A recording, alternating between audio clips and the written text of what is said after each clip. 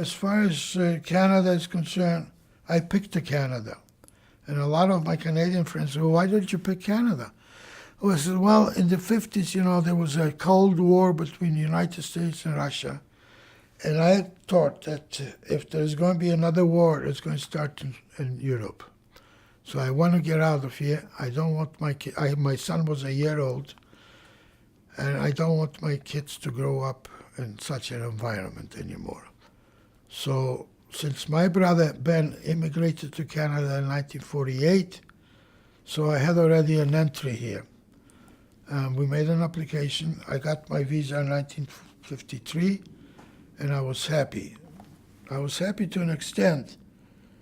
The same time, I had to go to the military in Sweden, because you got to do military. I was only 25 years old. I got a super contract with a fur company in Malmö, Sweden, and I got my visa. And Ruth and I were discussing what are we going to pick between the three of them, and I picked Canada. And when I end my talk to the schools, in the Canadian schools, I said this was the best move I ever made in my life. It's a wonderful country. Sometimes we have a lousy government, sometimes we have a better government, but it's a good country to live in.